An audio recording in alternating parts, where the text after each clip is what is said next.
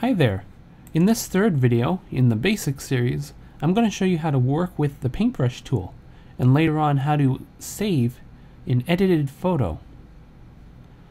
Okay, the paintbrush tool is basically like a paintbrush. You choose the color, size, style, and you're able to paint stuff in your pictures. It's very cool. It allows you to have a lot of power and to do a lot of different things. Basically as much as your creativity allows. Okay, let's show you how to use it. This is just the basics. Right now I have my paintbrush tool selected, and the color will be the foreground color I have selected here.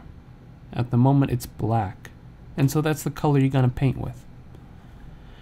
Now up at the top I have some options for the tool I have selected, which is the paintbrush. You have the flow percent, the opacity, the mode, and the important thing, the brush style. If I click this, it brings up the brush dialog with all sorts of presets and settings. Up here I have the master diameter, that's the size of the brush, the hardness, how hard the brush is, and a few presets. Right now I have selected a 19 pixel hard round brush. So let me just show you what that looks like. It's a 19 pixel hard round brush. Okay. And it painted black, the foreground color I had selected. If I go back into the brush dialog, so I click it again, and now I change the diameter to say 169 pixels, now the brush size is 169 pixels. Another interesting thing is this thing called opacity. And that's how you can think of it as how much ink you're putting down.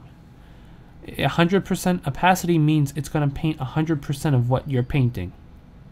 If you lower that, it's going to start keeping some of the background, whatever the background is. So if I put the opacity down to 50%, say, and I redo it, now it looks like a gray color because it's mixing black with the background, which is white, and so I get a 50% gray. Interesting. Another thing that you can do is change the actual brush style. So if I go back into the brushes dialog box, you can see I have these other presets and they look like soft brushes. I use these an awful lot, actually. They're very, very powerful and useful. Let me select a 65 pixel soft brush, round. And I'm going to put the opacity back at 100% so you can fully see it. And there you go. Notice how now it's not an all or nothing. It's a hard brush and then it tapers off to soft and then nothing. As we get into advanced editing, this will be extremely, extremely important to make seamless edits. And just to show you, if I change the foreground color maybe to a red, say, it's going to now paint in red.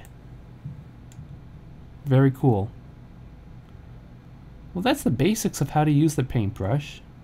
Let me show you a basic edit that would make use of the paintbrush. So I already have a photo opened into Photoshop. Let me open that up. It's a plastic fiber optic, and I've shown some red laser light through it. I think it's pretty cool. Sadly, you can actually see where the laser was moving up top, and I really don't want that there. It's not my main subject. So I'd like to get rid of that, actually. There's many ways to do this in Photoshop, but perhaps the easiest is just to paint it black. So let me actually do that. I'm going to put my foreground color back in black. Okay. And I can work with this soft brush, but I want to make it a bit bigger, so I have to go back into the brushes dialog. I can actually just right click in the picture and it'll automatically bring up the brush dialog. So I right click and let me do a 100-point soft brush. Okay. And so now I'm just going to paint this out as black.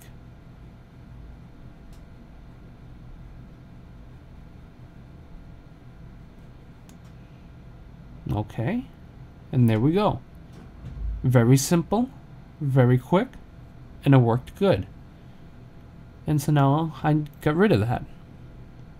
Okay, now if I like the photo, how would I save this? Well, you could do the obvious, a file, save.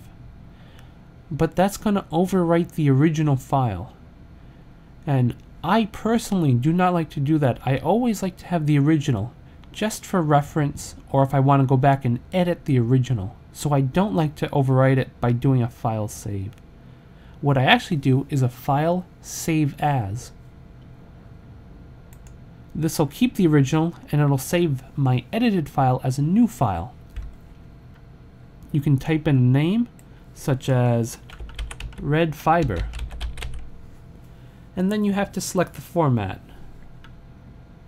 Photoshop gives you many common formats. TIFF, JPEG, GIF, bitmap, Photoshop, you name it, so many of them.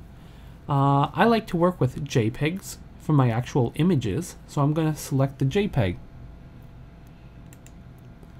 Okay, I select Save, and it brings up the JPEGs option dialog box. And so I have the options for the image quality. Obviously, the higher the quality, the better it will look, but the bigger the file size will be. And so you can actually see the file size down here. Because I want to keep this photo in a good quality, I'm going to leave the quality high at 11. And I'm just going to click OK. And there you go. Now it saved the image, the edited image, and I still have the original. Sweet. Well, I hope this was a little introduction in how to use the paintbrush tool to do very basic edits. You can imagine using the paintbrush tool to do many different things. And as we go on, we'll actually use it to do many different things. Okay, I hope this was helpful.